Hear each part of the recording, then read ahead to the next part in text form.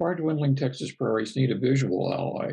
They have an exceptional one in nature and conservation photographer Sean Fitzgerald, our speaker tonight at the Cross Timbers chapter. Sean's goal is to help people take better pictures of the natural world, especially prairies, so they can use them more effectively to celebrate, advocate, and educate others about prairies. Fitzgerald's work has been published in Texas Highways magazine and many others. His fine art prints are found in private and corporate art collections and large-scale installations across the country as well. He has won numerous regional and national photo contests, has been featured in Professional Photographer magazine, and was recently named one of the 10 emerging artists in the Dallas area by CBS News. He is a past president and a member of the North American Nature Photography Association and a member of the American Society of Media Photographers. Please welcome Sean Fitzgerald.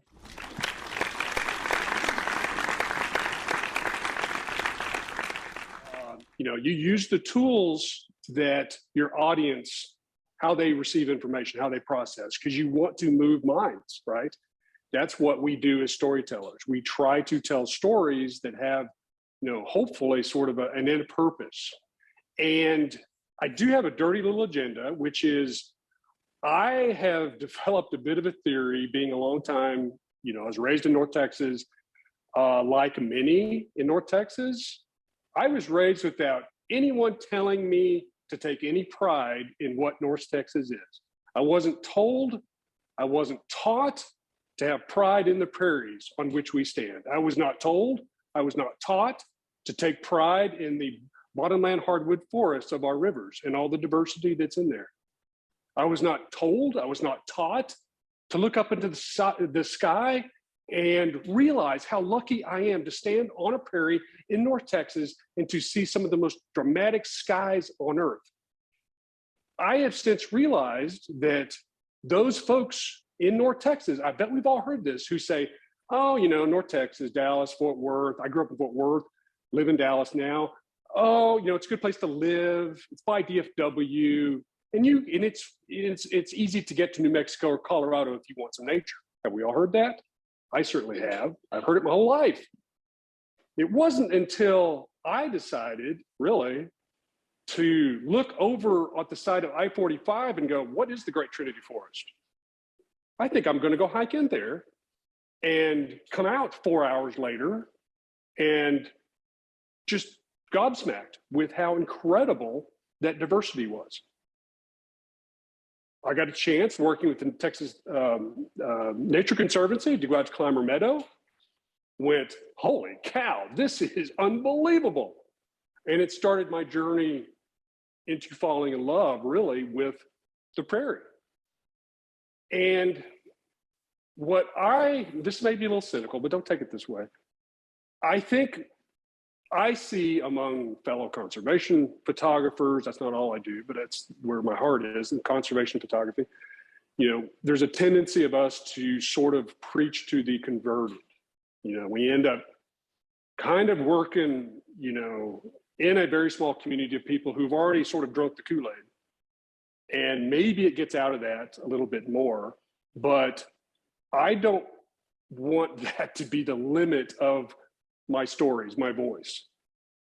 And I think part of the recipe in North Texas is to find ways to exert pressure all up and down the chain. But it starts with the general public. I think if we can create demand among the average person in North Texas to say, you know what? I'm looking at all those houses going up on the west side of Fort Worth, taking out all those, we're all staring at it. We're all sweating it and saying, you know what? I want people to demand that they keep some prairie in here. And what happens then is developers listen. They'll go, okay, I'll respond to the market.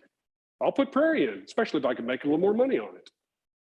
And if we can convince the financial people to say, you know what, this formula works, you put a little prairie in, you add 10%, 15% to the value of this project, they're like, all right, stamp it.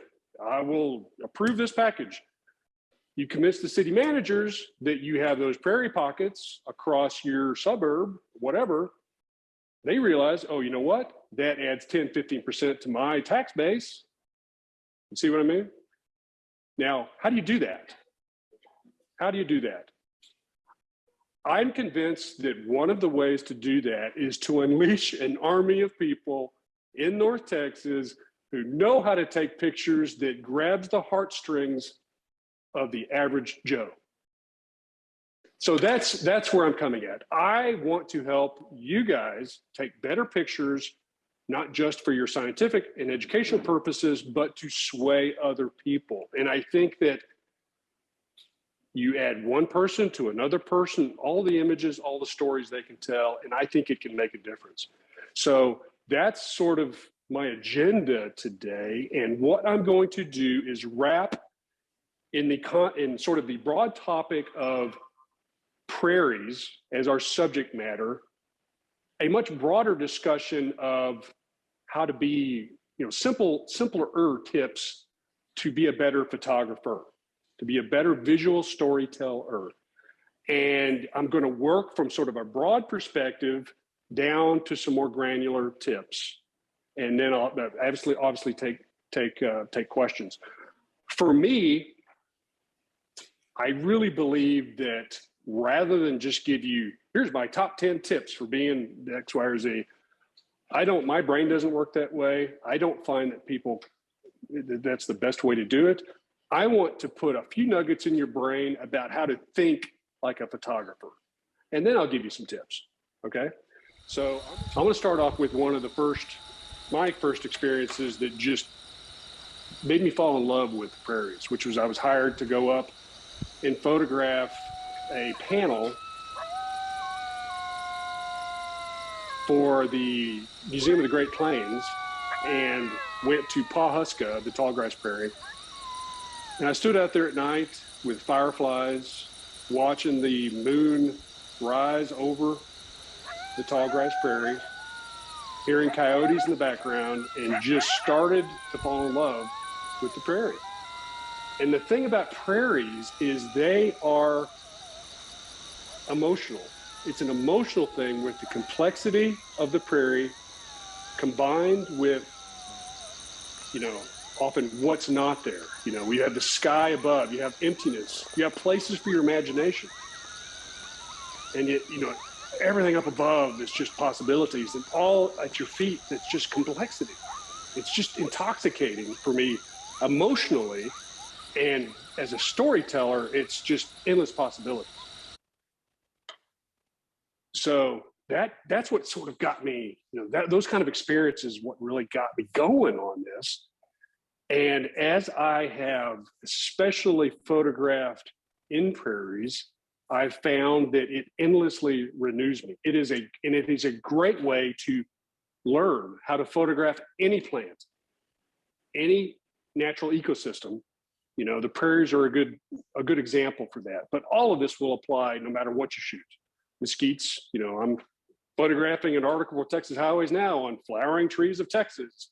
And I'm trying to chase down what left or flower. I've got some from the last couple months, but mesquites are quite beautiful when they flower, as are huisache and all kinds of stuff.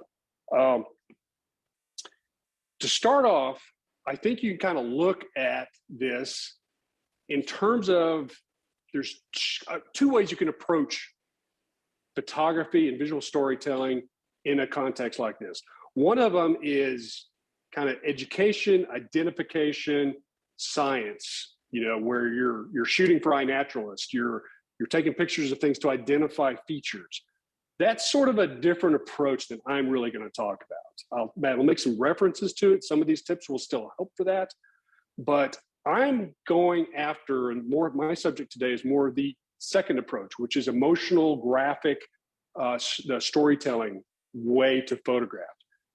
Often what I'll do is I'll shoot it for ID purposes, and then I'll shoot it for emotion. So I'll take multiple approaches to even the same subject. So like I mentioned, I'm going to start big, kind of your big brain thing, and then work down to some specifics. And on that front, I like to think about photography often almost like mantras, sort of buzzwords, chants, sort of things in your head to kind of drill into your brain, your muscle memory, the things you want to achieve. And over the course of 20 something years of doing this, there's a few things that I have really drilled into my brain.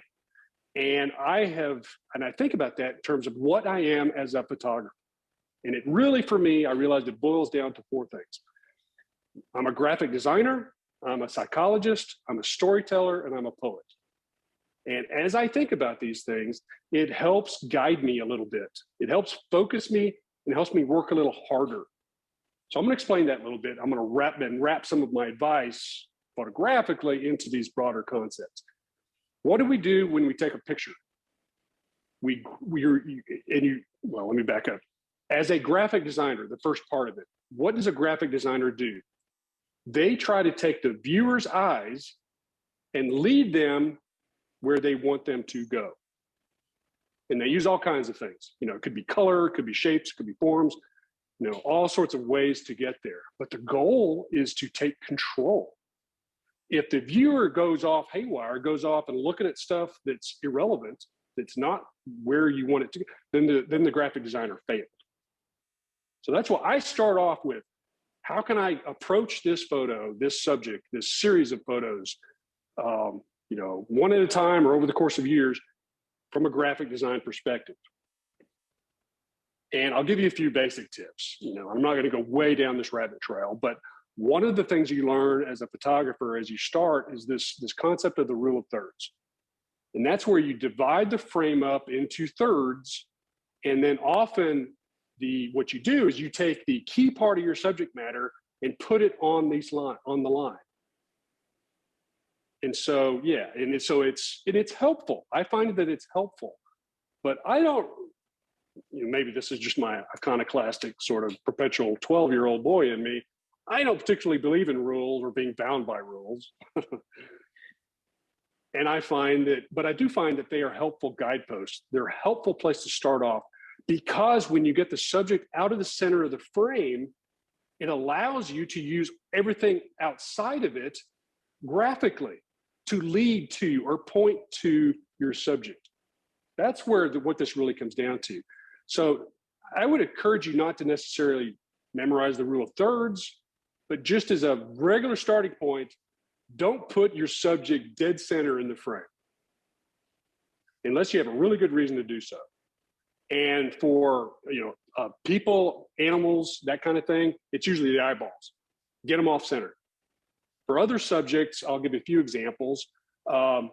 Just move them around and let the other graphic elements take you there. So like this dragonfly, this is in Illinois. I'll try to actually identify some of these places when I can. It's in the classic rule of thirds, and it allows the grass to move towards your subject and to kind of send you there. But often it's just, move it off center a little bit, let the other things kind of take its place, and the image tends to be stronger. It tends to be, your imagination now has more room to roam, and you have a chance to lead your viewer there. You will start to see that often what I do emotionally is I leave some areas out of focus, because our eye tends to go from the out of focus areas to the in focus areas. Again, I want to lead you where I want you to go. In this case, from this milkweed to the ladybug, and it's at the extreme. It's outside the rule of thirds, but I think it works. Again, they're not rules. They're just sort of guidelines. So however you move this, it's often get your subject out of the center, and it tends to be a stronger image. And then as a graphic designer, you'll see that other elements, like where the mountain is in relation to this pronghorn on the shortgrass prairie. This is in northeast New Mexico, shortgrass out there, one of Ted Turner's properties. So you start to use those other graphic design elements. Now, I've said all of that. This is very much a short course in this. I could talk for 3 hours. Again, The rules are made to be broken. In a situation like this, the eyes are exactly where I told you not to put them, right in the dead center. But I think it works. So, rules are made to be broken, break them with a purpose. The second sort of design thing that I think is really helpful is the rule of odds, which is, if you have an odd number of subjects, you create instantly a graphic element, the triangle. Whereas you have two of a subject, often it seems balanced and there's no tension to lead the viewer through the frame. It's just too balanced. Start to look at this. Does that mean never have just two subjects? No, absolutely not. But and the thing about it is prairies, flowers, grasses, often you're just overwhelmed by possibilities. And often the job is to go in and sort it out and simplify it.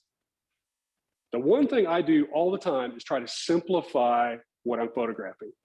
Try to take my subject and make it as simple as I can. And I'll explain a little bit more about that later. But the rule of odds works because it creates these triangles. You'll find all kinds of situations where if you look here, I've got two triangles. One of them is, just back and forth,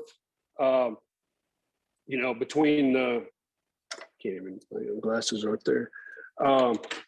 Between the, everything they're holding, and then the hands creates another triangle of three. So a very normal, it's no great Pulitzer Prize winning image, but the image is stronger because it has these, the three and the triangle that works subconsciously, and it pulls the viewer's eye into that area of the triangle. The other stock and trade for us photographers as graphic designers is to try to use leading lines to pull the viewer's eyes through the frame. Here, this is at Climber Meadow. I'm just using my taillights, driving through the frame. So it's about a 30, 40-second exposure to just pull you through and take you to the infinite horizon, which is sort of my goal. Often what I do, I want to get ahead of myself, and we'll find these opportunities in all kinds of ways in prairies or other subjects. You find that line that takes you through the bigger subject. Sometimes it's not that visible. It took me about 20 minutes to figure out of this big mass, this wallpaper of flowers out at Tandy Hills on the east side of Fort Worth. And it was because of this little line where I could move my eye through this frame that I decided to compose it this way. It's often very subtle and it takes a little work. And sometimes it's almost a subconscious thing, but it tells the viewer, you know what, I can move through this image. I have a path through it. And they make that venture versus just sort of chaos where they just get blocked. That's the key thing that helps, as you do that. As I mentioned, and I'll come back to this, I do this all the time. Often my leading lines, I kind of create them out of situations, by focusing in close and using soft backgrounds to lead you up into sharpness. And your eye has no choice but to go to what's the sharpest part of the image. So that leads them through. Now, for you guys, shoot this thing sharp where you have every feature and then shoot it for emotion. And now you have both of them and use them in different places. You'll find all kinds of ways we're using leading lines. This is a prairie rattlesnake. Let me get up. I was almost on top of him, looking straight down. He was just chill and doing his thing.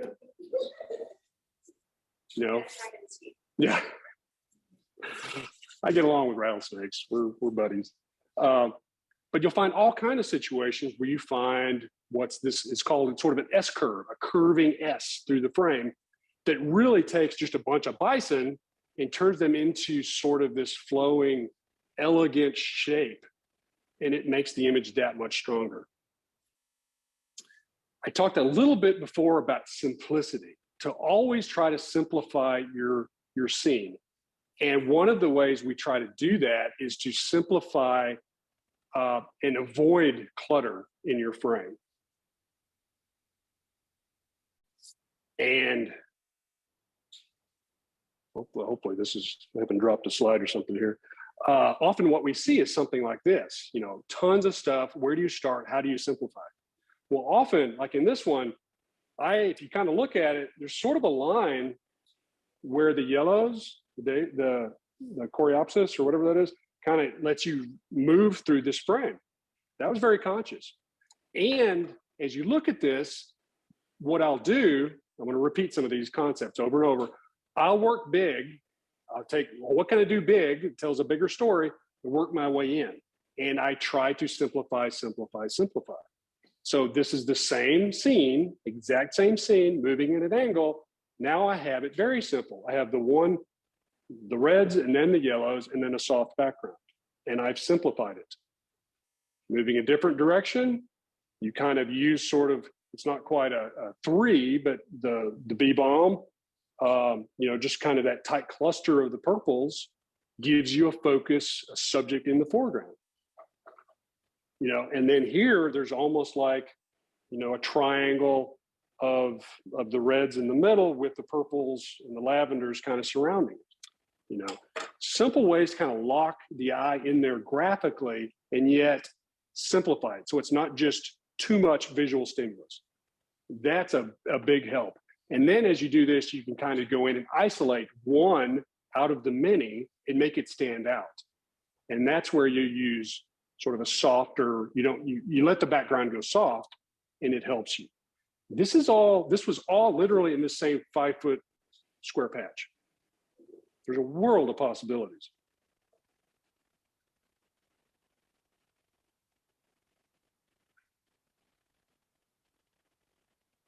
Let me stop just 1 second. I want to make sure I didn't just jump somewhere I didn't mean to go.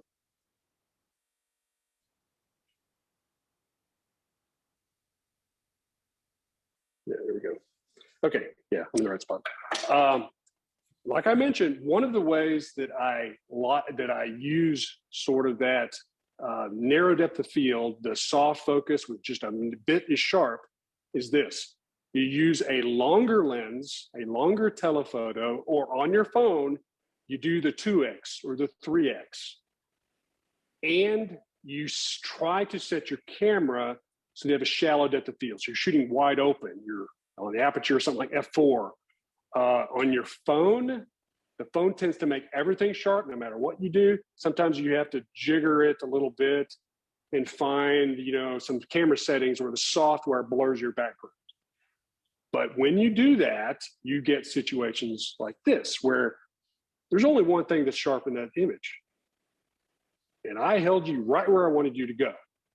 And this works. This is just a roadside little patch of prairie up in the Red River. I think it's in Texas Highways calendars for this year, next year or something. Can't remember when, but it works. That approach really works, and it helps you create. If you look at sort of everything around it, it's sort of soft and ethereal, so it creates an emotional, this approach is kind of emotional, when you do that really shallow depth of field. One of the things I love to do with a ton of diversity is get down low and find a subject and shoot through all of this and let it create this beautiful halo around one subject within. And so I'm focusing on just one flower with a really long lens. And I do that in all kinds of ways. Here I'm shooting against the light. And even on macros, I'll shoot this, in this case, a little rattlesnake master from probably Climber Meadow, maybe, shooting it where all the rattlesnake master is sharp. But the problem is sometimes the background becomes really sharp and it becomes distracting.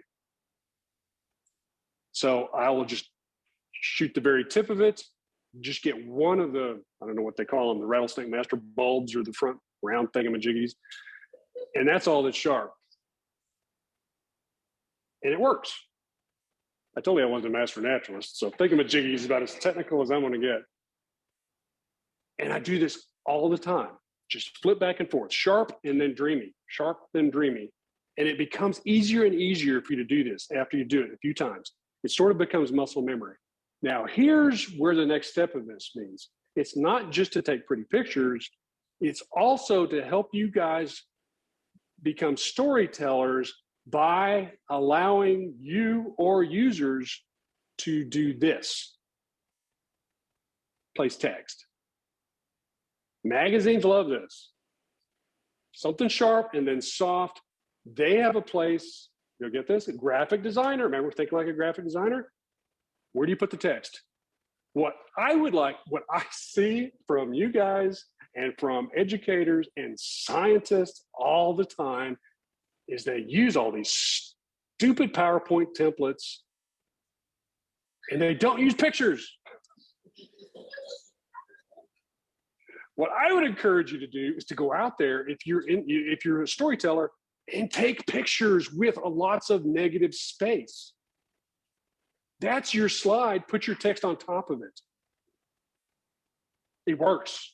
If you notice, that's what I'm doing. I don't have one template in here. And I've gotten away from templates completely. You know, I try to just, you know, I could put bullet points on top of this. But now I'm holding you, and you can do it where it's almost all sky and just a tiny flower, and then it's your text. But now you're pulling people in. You're making people, you're teaching people, but letting them fall in love with the subject, even if it's subconscious. So some of the ways I've done that I've showed you before, but the other way to do that is with negative space. So you leave lots of negative space, stuff where there ain't nothing there. It's just sky. But it's a good place for text. And it's a good place to insert our imagination as viewers. Works on two levels. But our inclination is take a picture and fill it full of stuff. Sometimes you're going to back off and leave nothing in it except just little elements. So I'll give a few examples of this. You know, this is, what is this stuff called? Prairie smoke, I think they call this. Yeah, it's in, this was in Vermejo Park Ranch in northeast New Mexico. Remember that rule again about 2 subjects versus 3? I think this works. I think it's still quite pretty, but negative space, what happens when you put text in it? Now I have 3.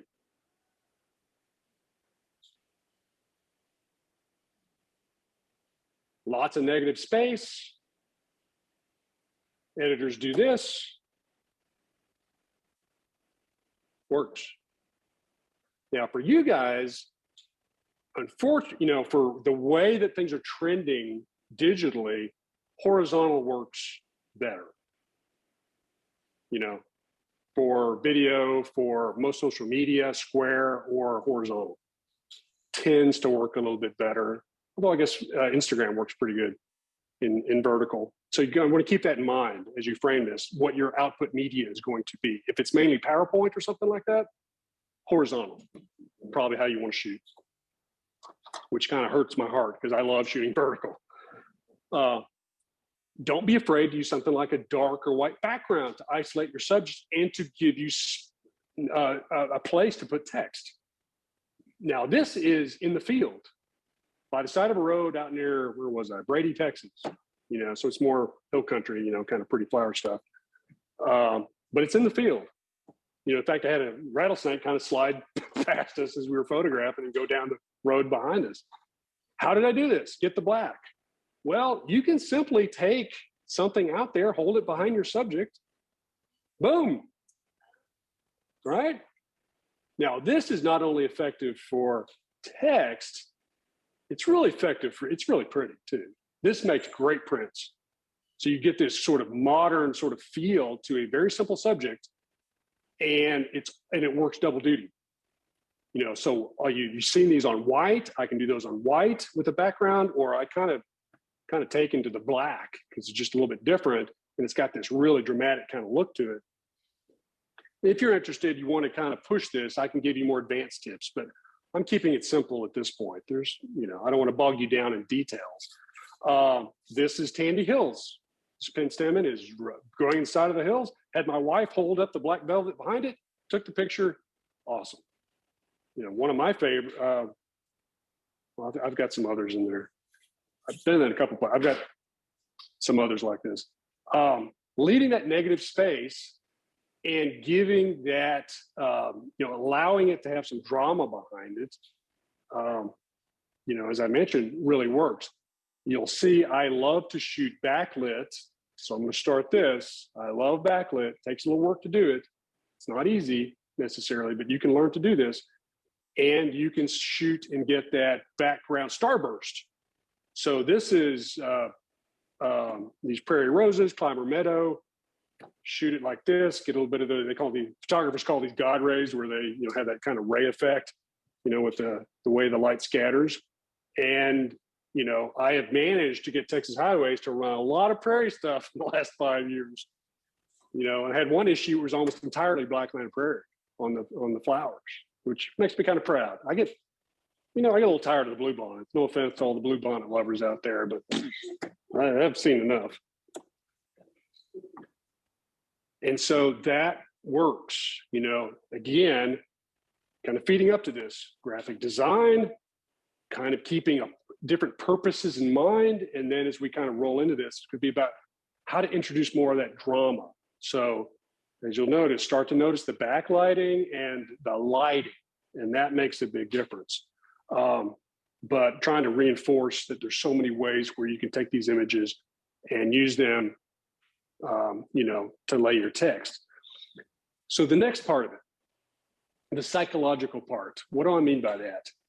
Well, I like to keep in mind the fact that as a storyteller, I'm trying to move the viewer. I'm trying to get them to react emotionally in the way that I want them to react. And there's certain things that help with that, and there's certain things that we're conditioned to go about.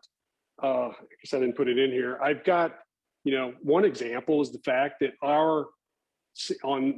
in America, we read from left to right. So our eye tends to enter the frame from left to right. So it's worth keeping that in mind when you kind of look at how, you arrange things in the image. Another thing you have to keep in mind is that psychologically, clutter is a turnoff. Clutter, your viewer, when they run into a bunch of clutter in an image, sort of background sort of noise or bright spots, just sort of that, all the sticks and brambles and stuff that's behind your subject, the viewer just gets, they just get a little haywire. It's sort of bad feng shui if you're into feng shui. It's, you think of it in lots of different terms. So one of those mantras is simplify. Simplify it and try to avoid the clutter. The problem with too many beginning photographers, I was there, everyone is there, is when you start off, all you see is your subject. You don't see all the crap around the subject in the background. As you get a little bit more experience, you start looking for this, you start going, oh, you know what? I need to look and try to find ways to avoid emphasizing the distracting stuff. So one example like here is you start to use your aperture. So with the aperture small so that everything is kind of sharp, the background starts to stand out. By dialing it back, shooting more wide open, the background gets softer and less distracting. So for people who want to push that, learn about the aperture and the effect. But a second way to do this that's really simple that works just as well with iPhones is to realize that when you shoot above a subject, a flower or a floor or anything, and it's down, the ground is really tight. It's really close to it. So it renders sharply. And if it's distracting, often it takes away from the image emotionally. The simple act of simply getting down low and shooting where the background is farther away, it instantly simplifies. So this is the exact same subject. The first one, longer lens, I'm pointing down at it. So the background is coming out and it's a little bit distracting to me. On the other one, I get down at eye level, I'm shooting back to it. The background is now 30, 20, 30, 40 feet away. It's a nice soft background, and that little bit makes a difference. I think the one on the right is stronger. I think it's a stronger image. And so this is what we get all the time. And this is what we do when we're shooting for like science, for education, for identification. And this is perfect, but emotionally, there's a lot of clutter here. Same subject, literally getting down and just a couple feet over to one side. Now I'm still shooting into a lot of clutter, but longer lens, softer background. You see little dewdrops as you kind of look at this up close. A much more emotional image. Photograph them both. Now you have identification and emotion all on your camera. Another thing to do, and this is both graphic design and psychology, is to avoid overlap. Look for subjects where they're kind of tangled up. And this is really easy to do in prairies and other areas where there's a lot of stuff, flowers, all that sort of stuff. Try to keep them separated so they don't look like a Dr. Seuss push me, pull me, where they're sort of, they're blobs. You want individual subjects to have their own shape. So even here, just a little tiny bit of separation between these petals helps. And often it's, you have to think about it. Here I'm out on the Katy Prairie photograph. I got this rattlesnake master in front. I've got some volunteers on the prairie. I take a shot. They're all overlapping. It's sort of a mess. The volunteers are blended in. I wait a few seconds. They walk apart. Now the rattlesnake master has its own space, and the volunteers have their own space. They're not overlapped. That simple little, it's a matter of seconds. But what happens with us is we tend to take the picture, think we got it, put our camera down. We don't go, oh, you know what? I need to keep working this. Little choices like that. And so as you learn this, you'll find, you get better and better about putting all these things together, avoiding overlap, using graphic design, compressing elements, having some things sharp, some things not. This is a little patch of Blackland Prairie at White Rock Lake in Dallas. And one of the subjects I love psychologically plays with this notion of a light-dark duality. And that's because psychologically, we've been conditioned through our movies, through our paintings, going back to, the Renaissance and all those pictures where, and I'll show Rembrandt, the heroes are in the light. The darkness is, the enemy. We've been conditioned to put our heroes in that spotlight. And we find, if you start looking for it and working for it, you find all kinds of opportunities to take simple subjects and have them stand out in the spotlight. And you can do that with natural light, or you can do it as you get a little bit better. Here I'm popping a flash behind my subject to light it up to make it stand out on this bluff over the Trinity River in Dallas. So those kind of, and these images are a little bit stronger because psychologically, like I mentioned, we've been preconditioned to connect with these lit subjects in the dark, or out of the darkness. They're heroes, and I'll do this all the time. Backlight a subject against the dark, and it has that extra, I think, emotional pull. I shot this one last year. I love this picture because it's out in the field. I put a little black behind it. It's backlit, it stands out, and it just makes this rattlesnake master, this graphic, beautiful, just heroic shape, Whereas if you take the black background away, it's with 100 other rattlesnake master, and it's just sort of this visual cluttered mess. It's still beautiful, but it's, here it really is the hero of my story.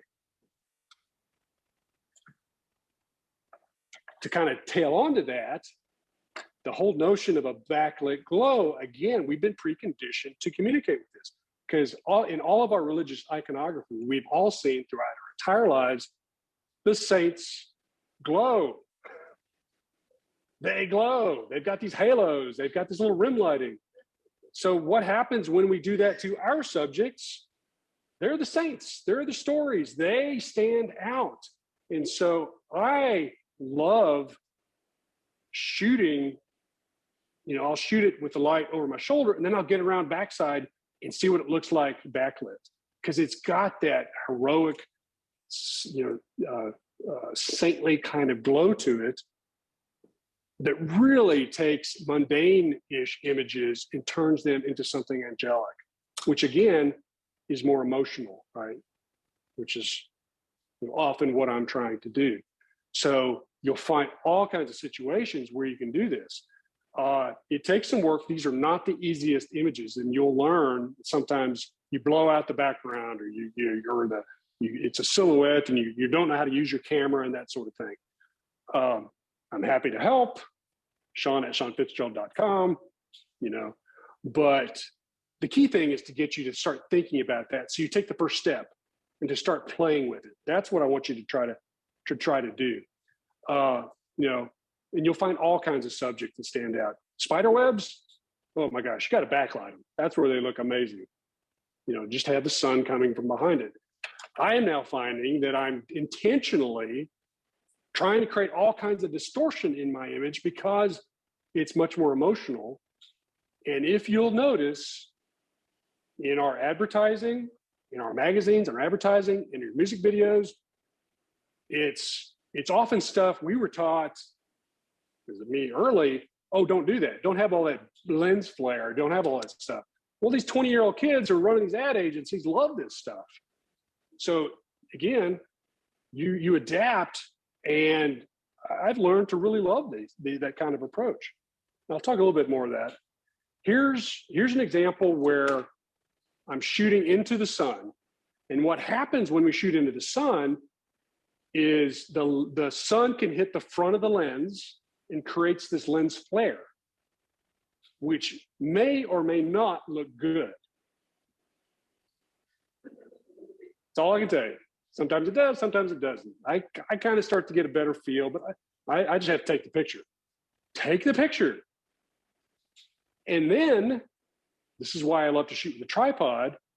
You can set it on a tripod, then and put your hand and block the sun so it's casting a shadow over the front of the lens. Now, look at this image where it's kind of got that foggy, still pretty, foggy look, bottom of it. This is literally 10 seconds apart.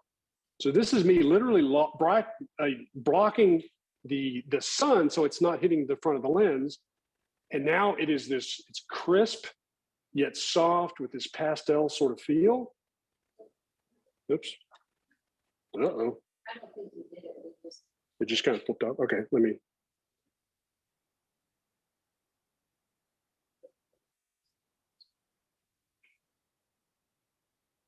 I think I'm still.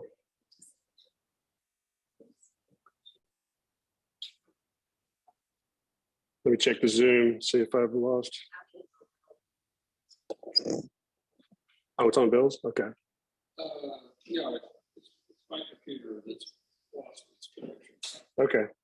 The screen is coming from mine. Okay, so I'm still good for everybody else? Yeah. Let's see. It's worst case, I could flip my screen around. If that's still going out to everybody. Oh, it's come back on? Okay. Yeah, let me cue this back up.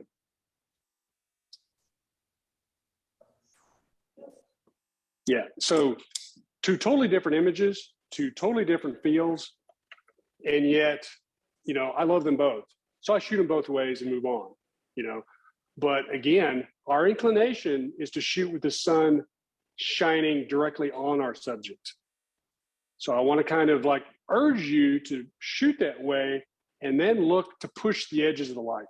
Start to push it. Look for the more unique stuff that will help, craft a little bit more creative images sometimes. If you look at an image like this, the one on the left is lit from the front. The one on the right, it always kills me looking at those images on the screens.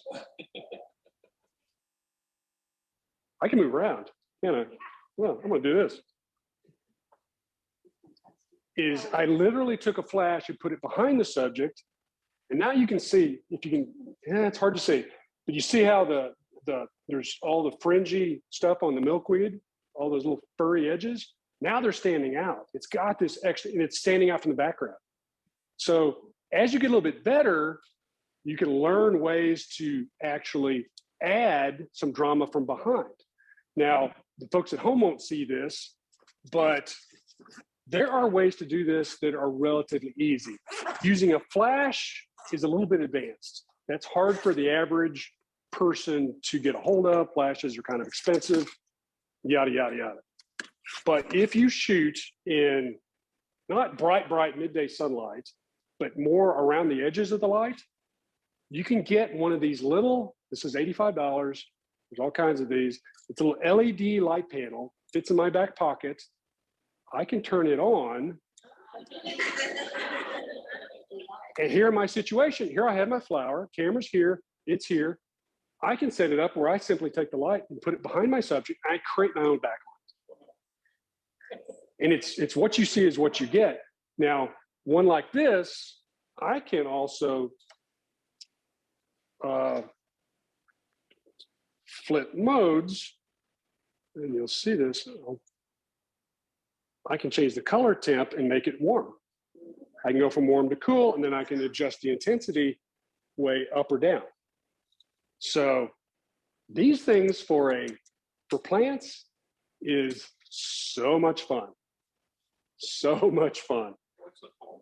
They're little LED light panels. The ones I have fallen in love with are from a company called Nite, Nitecore, the SCL10. And my recollections are about $85. So, you know, if you do this enough, and actually, these are great. These are great flashlights. It's a great stuff to fizz. And the thing about this one is it's also it's a USB battery. It's a power brick. And they put the light on top of the power, so you can charge your phone off of this. Yeah, I mean, not bad. But it really, so I just keep it in my back pocket, pull it out when I need to add a little bit of extra light, and it makes such a difference. It's so much fun, you know, and it really lets you see stuff. And you don't have to go the rabbit trail trying to learn flash, which is, I'm not going to do that to you. You know, that's a hard thing to learn, honestly. But I don't know why it's cut off. You want the lights on? Oh, yeah, should have thought of that. That's better. Yeah, that does help. So as you learn this sort of, you know, how to, you know, kind of play with the light and use the backlighting, you'll find all kinds of situations. You know, I'll shoot it with silhouettes where I've got my subject kind of framed as a, you know, as something like that. Or I'll work it where the sun is behind the subject and I shoot it stop down like F22, and it creates these starbursts. And then you start to learn how to kind of control your exposure a little bit. This is the slightly advanced part. Sometimes you have to add some light and overexpose what the camera says. You know, I'm not going to do very much technical, but you know, you can learn this stuff. It's not super hard, but then you can really take these kinds of images. I would encourage you to start to, when you take pictures of stuff, say, stop, my mantra, think 360. You know, walk around your subject and look at the light from all directions. So here's an example. I'm standing almost in one spot, White Rock Lake. I gotta forget what this stuff's called. Can't remember. Anyway, it's yeah, that's it. White Barber's buttons. Barber's buttons, I think. Yeah, you know, big field of it there, right on the edge at Boy Scout Hill, and this is the light on, you know, shining directly on it, and then turning a little bit. And then going back against the light. So it's a little side lit. And now I'm shooting straight into the sun. And then the sun goes down. Yeah, which used to be a no-no.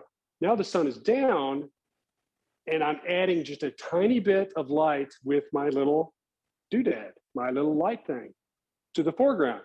And I'm shooting the sunset. So this is all literally just like shooting in a circle, all different kinds of situations, and you get so many different feels. The images have such a different feel. The third part of the equation for me is the storyteller part.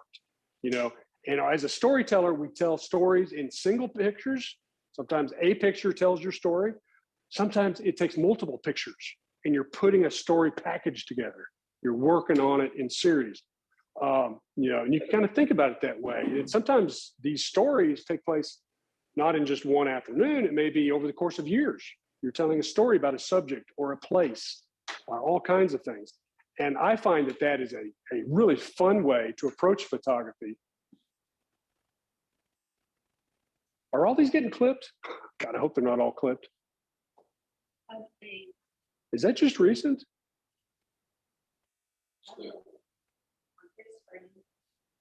Is that going out to everybody else?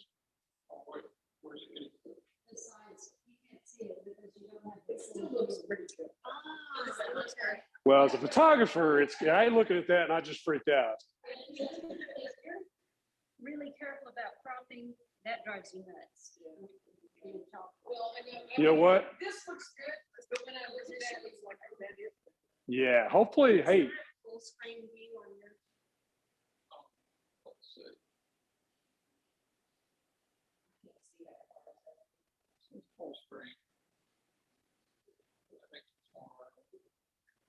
Was it doing that before? Is there a fit? Is there something like fit? Okay. Is that better? Hopefully.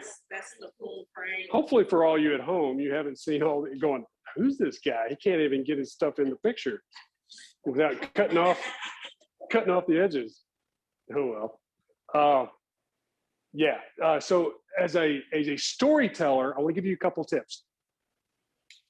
I believe one of the most effective storytelling techniques is to think about your subject as environmental portraits. Now, often when we think of portraits, it's like with a longer lens and you isolate on your subject. In the background, maybe soft, you know, a traditional sort of portrait of a person. The other way, an environmental portrait is an image where you show your subject, but you leave a lot of the background in. So you give a sense of the place. So just last week, I had to photograph for Texas Highways. I had to photograph this kid who's started a carpentry business in Gilmer, Texas, really neat kid.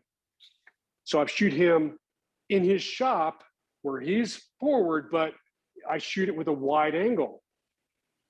So you show a lot of what's around. So on this image, I have a wide angle lens. I'm standing right in front of the flower. I'm literally like 5-6 inches from the front flower.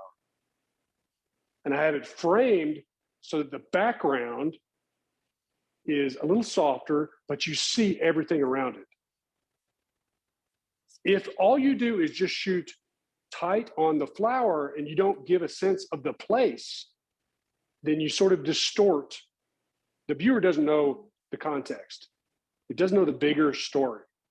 So that environmental portrait, wider lens, learn how to get closer to your subject, focus on it, set it off center, and let the rest of the story be around it in the background. And you'll find all kinds of opportunities to do that, you know, and it becomes a really dynamic way to tell some of these stories. You know, and often here the front flower, 5-6 inches from the front of my lens. You know, front flowers literally almost touching my lens. But you see how it creates a story within. And yet, because your front subject is close, it still is sort of intimate. Versus when you stand back 3, 4, 5 feet from these same flowers, they're little dots. They're not portraits. It's a different image. And so finding that, you know, that something intimate to kind of take you through the frame makes a big difference. Here it's a seed, great seed bomb guys, you know, they throw seeds out. I'm between this guy's legs, shooting between, I have seeds dropping on my lens. But you can see he creates that sort of intimate portrait and the volunteers are there behind. This is Frankfurt Prairie, which is a really neat place. It's a really neat prairie up is it Plano, I guess, Richardson? Yeah, it's in a cemetery, Prairie Cemetery, little church. It's really cool place. It's worth checking out. No, but those wild roses are right on my lens. The other way I like to use technique to help me as a storyteller is to use a long lens and intentionally compress elements. So you squeeze them together. The longer your lens, the more things seem closer together. It's an illusion of sorts. So here I'm got a little piece of prairie up in White Rock Lake. I wanted it to be against the Dallas skyline. So I used the biggest lens I could, which in this case is probably 800 millimeters. Not everybody has that. It's just a concept is what I want you to take away. So it makes it, really compresses it against the skyline. And it takes a little while for you to learn to look at scenes and see these possibilities. Because you can literally take a tiny slice out of the scene, squeeze it together, and it's not what we see with the human eye. With the human eye, we see it 50 millimeters. It's kind of like a 50 millimeter lens on a regular camera. So you get above 50 millimeters, it starts to compress the elements as you zoom in, if that makes sense. And you get all kinds of ways where you can kind of squeeze things together with the longer lens. Here's what's the name of that prairie south of Fort Worth? Stella Rowan Prairie, south of Fort Worth. And this coyote wandered across the prairie while it's blooming and compressed it against downtown Fort Worth. So those are techniques. The other key thing about the stories is to kind of help you, is to kind of understand what stories it is you want to tell. And I'm going to give a couple of my themes. And this helps me because I have these themes I work with. And as I go out there, I see them because I've already preconditioned myself to say, this is a subject I work with. So if I see a bird on a gas pump, I'm photographing it. Because one of my themes is humanity and nature, and sort of the juxtaposition, the squeeze, the pressures. And I find all kinds of opportunities. There's a Blackland Prairie remnant next to a gas station. It's under a power line. This tells that story about how fractured it is, right? It's a great storytelling device. And this is in Deep Ellum. We've got little strips of where I live. I live in Deep Ellum in Dallas. And I go down to Mexico all the time for the monarchs. So finding ways to compress the monarchs in the little slices we've given them in these urban landscapes.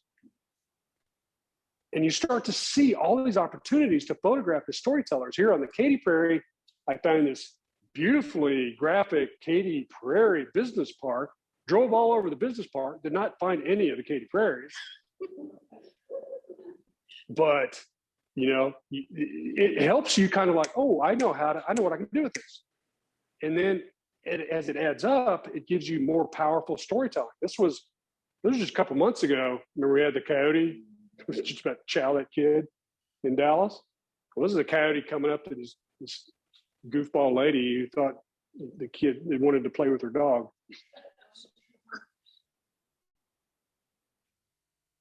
So you find these opportunities. This is out Blackland Prairie.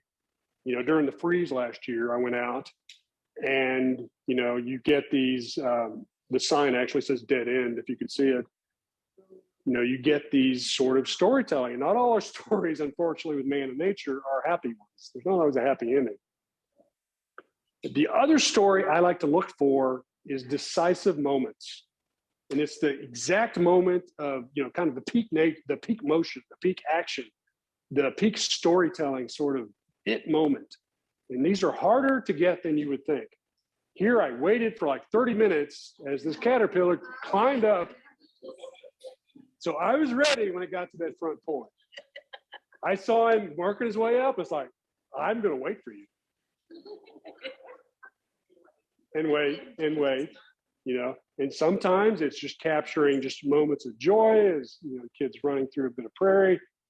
For landscape, it's trying to capture just the moment when the light is perfect. These are not very easy. These are fleeting moments, and it takes some skill. Is that me?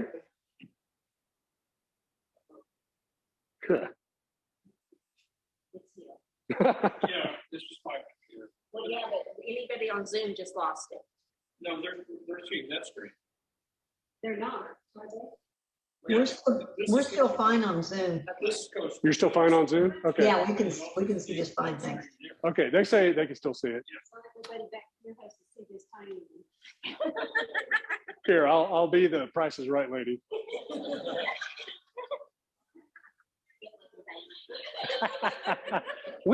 There's nothing we can't conquer. We will just persevere. So you find these situations, man, where am I at? Man in nature? No, I forgot what my subject. Oh, decisive moments. This situation where this red-winged blackbird's, playing in his flowers, kind of turned the wrong way. All of a sudden, here he's turned off, not looking at me. So I keep shooting it, and then you get that moment where he turns towards me. That's the shot. The hard part about that is too often we're just taking one picture at a time. Sometimes this moment where it's turned away, it turns towards you for a brief second, moves back, it's over in a flash. So this is where your cameras allow you sometimes to shoot 5 frames in 1 second. This is when you do it. Because it happens too quickly. So there are times when just blast away, go as fast as you can, take these moments, edit on the computer later. You'll find little situations where that turn of the head makes all the difference. Painted bunting and giant coneflowers out in Daphne Prairie, which is incredible. I near Mount Vernon, turns its head. What a difference. Emotionally, then now one more, turned a little bit sideways. It's got a little glint in its eye, all in a second. Now, I'm shooting 10, 15 frames a second. So but any of our cameras, even 2 or 3 frames a second, you've got a better chance of getting those kind of decisive moments. That little perfect moment makes a difference.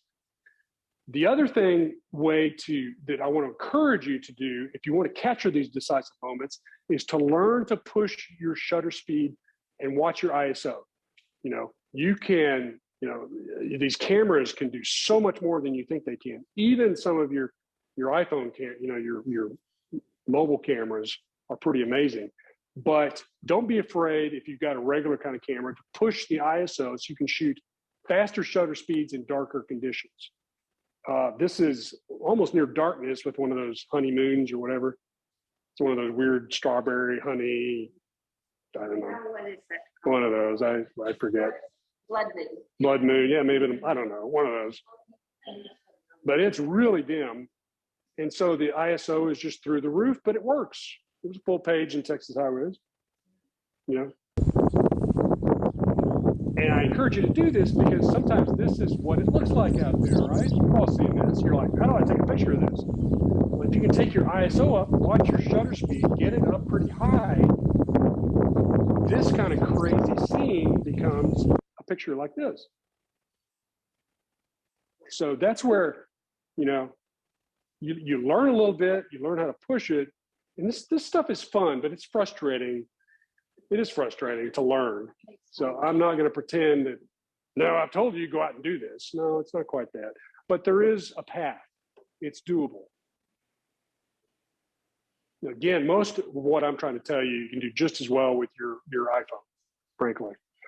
If you do something like you start to get into this and you get a tripod, maybe a cable release, you want to capture these decisive moments, here's what I do all the time.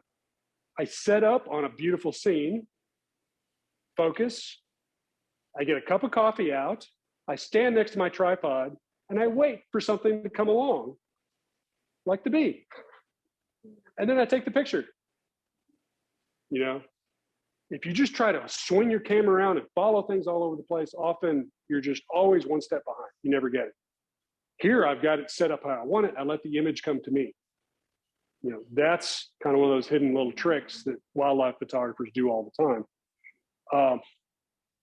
As a storyteller, one of the things I'd like to, again, I mentioned this earlier, work from big to small.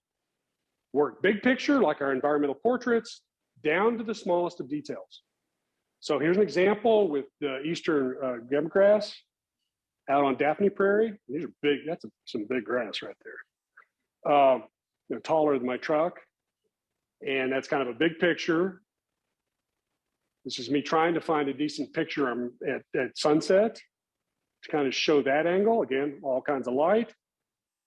I go back to it, and now I'm going in for details. Big picture to small picture, right? And you're working your way in more and more and more. I could keep going in back to, just do the individual parts. If you start to do that, you'll start to realize, hey, I am getting more. It gives you purpose. It gives you more focus out there as you're photographing, and it helps you kind of avoid the sort of like you walk up, what do I shoot? Oh, you shoot something, and then you're like a dog out in the park. Oh, squirrel! And you go off and chase another squirrel. This helps you kind of like focus and actually work a subject, And you'll find another simple example: White Rock Lake. Working big to small, you kind of, and you're allowing you to, as I work this, I took kind of a very average sort of scenario and worked it to where it became a lot stronger, a lot simpler as I worked my way in. So that at the end was what I was able to get. A little bit of light and underexposed, but you get the gist. It helps not only get you more of a story, but oftentimes it helps you work it so that your images get better as you work through this. The last part of it is the poet part.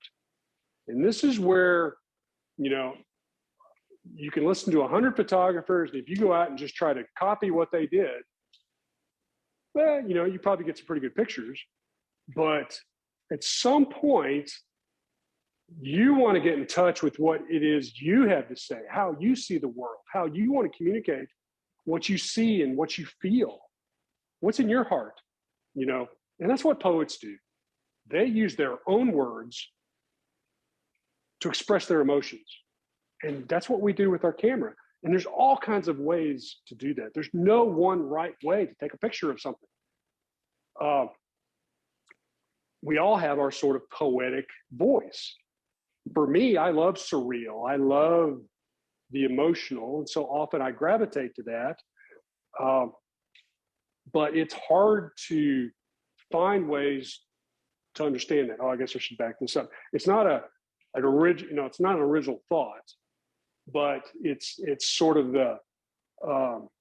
it helps for us to kind of go, what is it I feel when I'm seeing the subject, and now how do I want to capture it? And that it's scintillating, as an artist to be able to do that.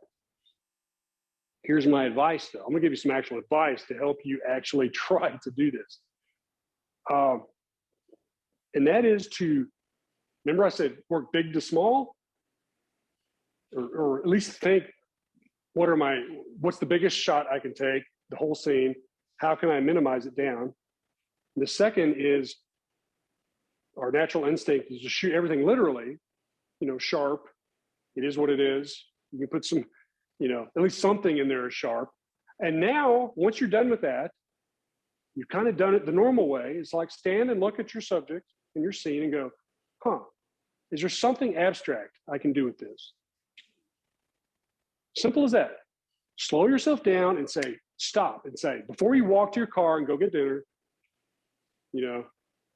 say, can I do something with this? Can I play with this and do something abstract that's different? And that helped me slow down and say, I got to work this a little bit more. And as you do this more and more often, the abstract opportunities will start to reveal themselves sooner. But it takes work to get your eye to be receptive to that message, to that, what you see in front of you. Because our instinct is to shoot the way we see things, right? So I always look at it, and that helps you make some conscious choices. This was a little patch at Tandy Hills, really beautiful spot, one of those by where you can see the old WBAP right up there. Shot it straight, with this path through it. Came back the next day. The wind was blowing like 30 miles an hour. And I was like, oh, this is not going to work. And then I started looking at it and going, no, that looks like the ocean. That looks like ocean waves. So what I did was slow the shutter down, because that's how I felt. I felt like I was on an ocean of this motion. And so that's what it looked like that way. So you have just the path is sharp. Everything else is just the motion. It takes time to start seeing this, but if you just start trying, and there's all kinds of ways to do it. You can slow the shutter down is one approach. Here's another one. Straight shot. This is Daphne Prairie out by Mount Vernon. Dick Sissel, the prairie bird. Just I love these things all over the prairie. Shot it straight, not bad. I like it. Good solid 3-star, 3 out of 5 image. And then I pulled back a little bit, and I'm pulling in, some of the blooms in front of me, and thought, I kind of like that, where it's not all sharp, and I see some out of focus. And then I go, you know what? Wonder if I move over like 5 feet, and I zoom in, and I really go literal to abstract. So it became that. Now, I like all 3 pictures. But if I hadn't said, how can I push this abstract? I probably wouldn't have taken the effort to do this. You see what I mean? I mean, this helped me, guide me to push myself to do this. So the last set of pictures, I'm gonna put it all together. Our subject is, controlled burns on prairies. One of my favorite things in life to do. I've done 8, 9, 10 of them, I think. I've got my own pants and hat, and it's awesome. So I get to hop in and out of the fire, and usually they'll let me do what I want. So big picture, right? I'm going to go back and forth. You're kind of working through these things. This is a couple different burns, but seeing everybody together, finding a vantage point and see them all together. Zooming in details, using selective focus just in on her finger. Not everything has to be sharp. Environmental portrait, wide angle. She's literally like 3 or 4 feet. I'm having to back up like this and photograph her, but I have it wide so that you tell the whole story around her. Shooting it like a landscape, backlit. It's literally the fire's at my feet, giving me hot. This is why, I've done this before. I almost set my tripod on fire. Now in this field, I'll tell you in a minute some of the price of this stuff. Avoiding overlapping things. So framing her not against the fire, my subject, but against dark background. We talked about that before. This is sort of this is literal. She's standing out. It's kind of a nice moment, good capture, feet's on the ground. So that decisive moment, looking for that. And I'll give you kind of a counterpoint to this in just a minute, that sort of shot. Using the backlighting, the starbursts, letting it be a little bit more abstract as these flames build. And you get sort of, those big picture things, zooming in on details. This is like the smudge pots and the different stuff that these guys use. I'm focused on just the little parts of it. So these are not cropped. These are zoomed in, big to small, right? Big to small. And here I'm shooting it, in this case, I didn't mention this before, but I'll shoot stills. And nowadays I'm still primarily stills, but now I'm going, okay, I got this photo. Let's do a video clip, 5, 10, 15, 25-second video clip. These work great in your presentations. You just drop a little clip right in. Now you have motion. Just a little hint for you guys telling stories. But zooming in like that.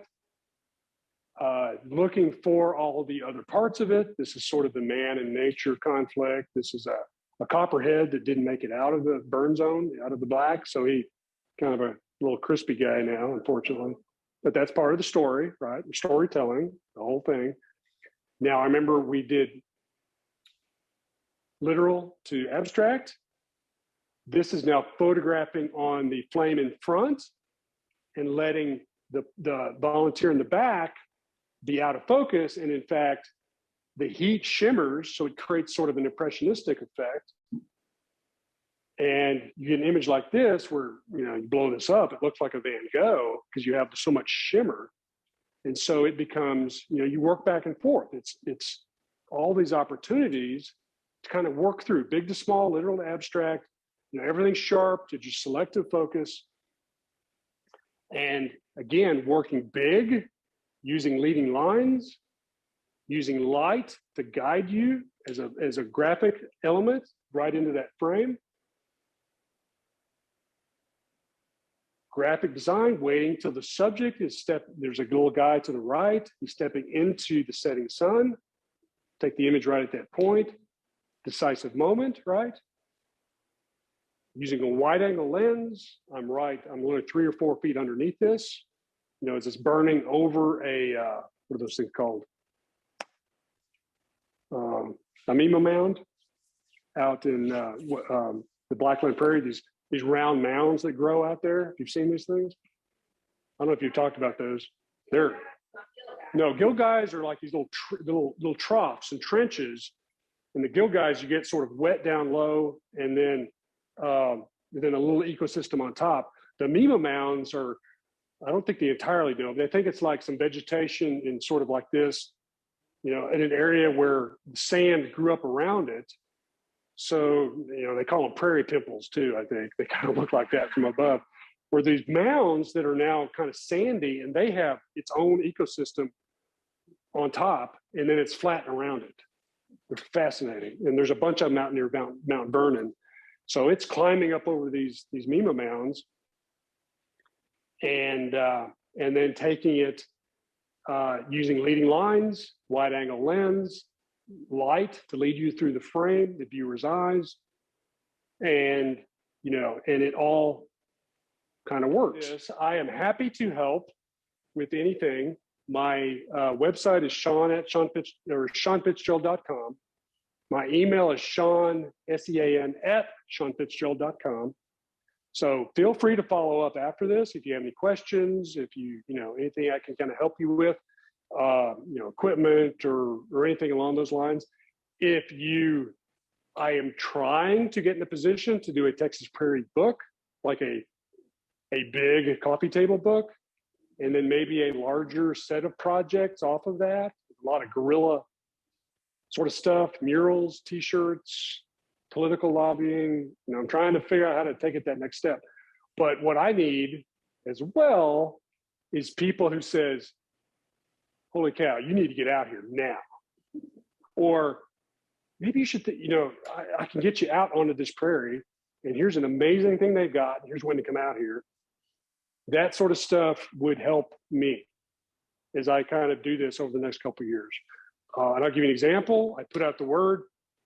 Some folks, the Ebles out in, where are they at? Out past Canton, out that way, brought me out to their place to photograph purple martins on the prairie, and got to see what they're doing with restoration. I never would have been on my radar. And, you know, it's fascinating. It's awesome. And that's what is hard for me to figure out, you know, because you know it is. These prairie patches are in the oddest places, private lands. It's hard for me to figure out where to go and kind of go to document that. But I want to tell that story for Texas before we lose it all, because that's a different subject. But one of the good ways to do that, you know, there's all kinds of online stuff, you know, free, not free, but helpful, those kinds of things. Another good way to do that is to join a camera club. There is the Fort Worth Camera Club. There's one that General Dynamics or whatever they are now. There's one out there. There's one at Trinity Oaks. Fort Worth meets at the Osteopathic Center on Camp Bowie. So that's not super far from you guys. And that's a really good club. And the good thing about that is they have different classes, and then they have a subject each month. So like this month, our subject is motion. So everyone goes out and photographs motion. So it focuses you, and then you get critiqued by judges. They'll look at your pictures and tell you the good, the bad, the ugly, and you learn. And it also gives you sort of a community of people often to go out and photograph with. So they'll be like, oh, the subject is motion. Some of us are going out to the Fort Worth Water Gardens. We're going to go shoot. Well, now you can go out there and have a little safety in numbers for folks who, that is an issue, especially for some women don't feel comfortable doing that. And it gives you sort of a community of people to kind of learn with. And that can be a very good way. In this area, we're lucky to have some very good camera cars. Yes. We have a question from one of our Zoomers who wants to know if you've done any aquatic photography. Aquatic. Very little. It's on the wish list. I have not actually, I've been certified, but I haven't actually gone down that next step. There's so many people doing great work there, but Not many prairies on the water. not many prairies on the water. Yeah, right now I'm focused on prairies, Great Trinity Forest, monarchs, milkweed story. I'm going down to try to go down to Mexico and photograph that. I've done that off and on for 20 years. There's only so much you can do, but yeah, I'd like to. I really would like to. Anything else? Have I beaten you all into submission? That's usually what I do. We have a question here about pictures with negative spaces and using photos with negative spaces as backgrounds for PowerPoint slides. You can edit, yeah. Yeah, and you'll find one of the things if you start to do that, and it's taken me a long time to kind of do that, but I should put something in here as an example. But let's say you have a photograph of a bird on a stick, and you can kind of frame it where it's a nice portrait of the bird on the stick. Well, take that's a great shot. Now, if the sky is behind it, now move it off center and have it be just on the far right part of the image, or the far left part of the image, and get it to where the sky is behind it. So now you have all that space with that little extra story. If you have a beautiful sunset, just put a little bit of the horizon at the bottom and let the sky be up above. Oops. This is really weird. This is really weird doing this, especially with the camera pointed up at me. It's like you guys can see all my nose hairs. I get a little self-conscious, but you do that where it's not necessarily a picture that works for other purposes, but it works great because it's got so much negative space. And I find that I use those images all the time. And you just kind of create a catalog of those, and you can pull from them and shuffle them into all your different presentations. And it works great. It really does work great. And it's been able to totally change the way I do presentations and teaching. So now I work almost all of that, and rarely do I do any templates. And if I do, it's because I'll drop some text onto something that's black or something like that. And that folds into photos really well. It's a little jarring to go from photos as sort of where your text is down to a template back. That is the graphic designer part of me is kind of like, that's too dissonant. But you can go from photos to like a solid black background or dark gray back to the photos, and that blends pretty well. I think that works from a design perspective. And you can also soften the background so that you can put bold letters on the top. Oh, yeah. So that if your image itself is not.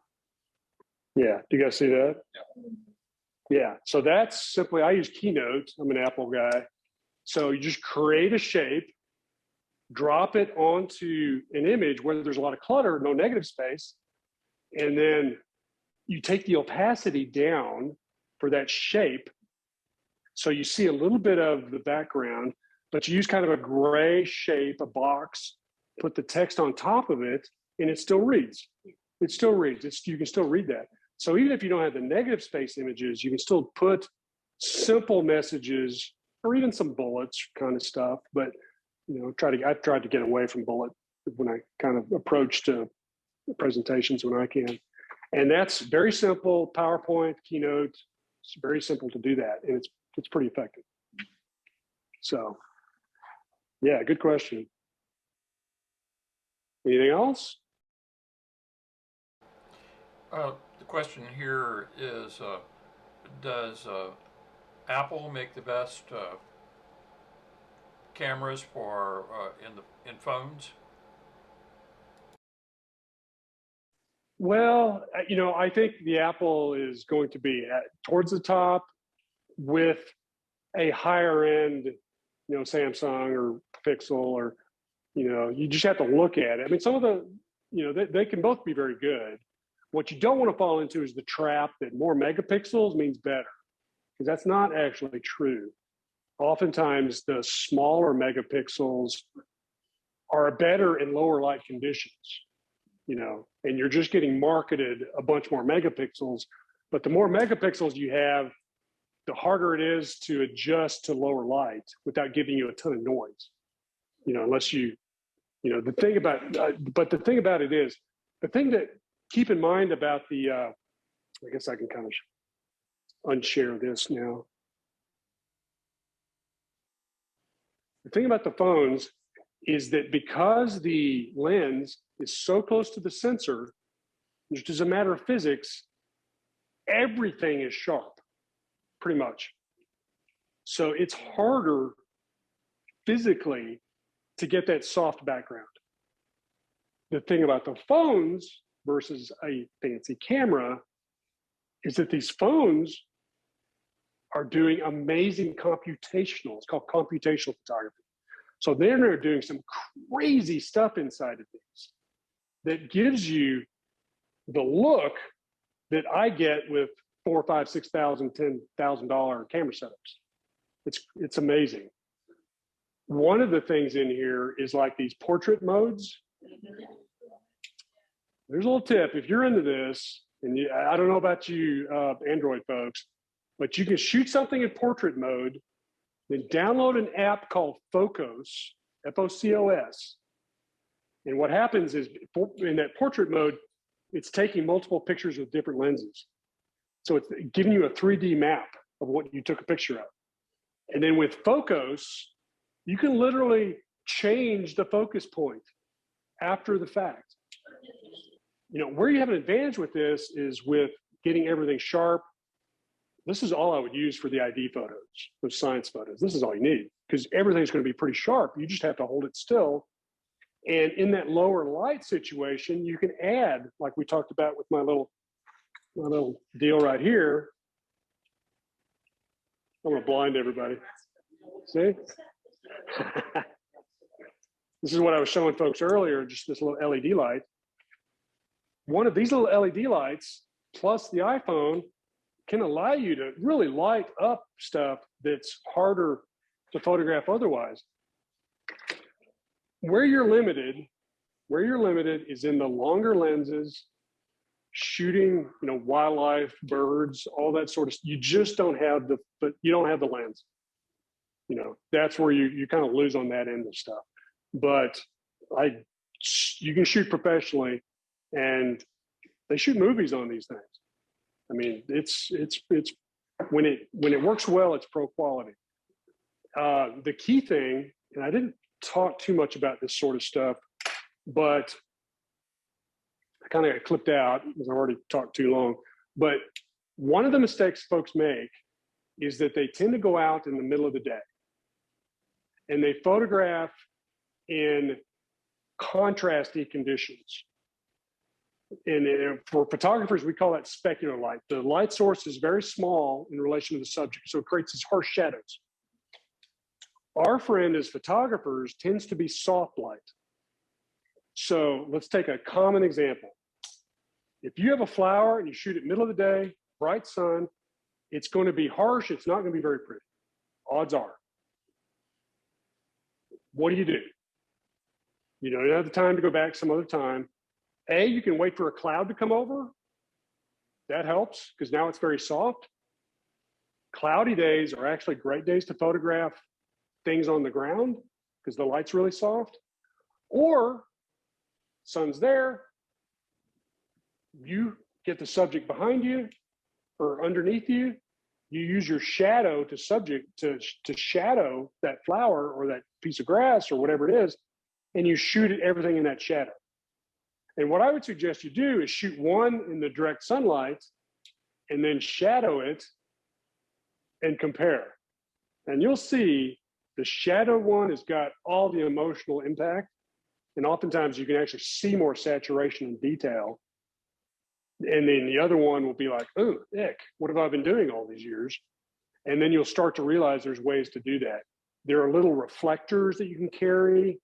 You know, you can go. A white poster board. A white poster board And a black poster. works great.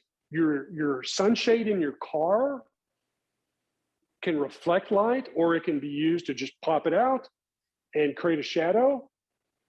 100 ways to do this. But working towards softening that light can make a huge difference.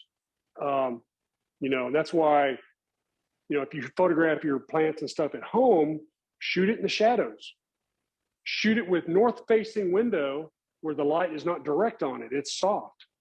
Little tips like that will really add the lighting dimensionality to your images and really help with the small phones. These phones are great when the light's good. Yeah. No, that's great. Thank you so much, Sean, for being with us tonight.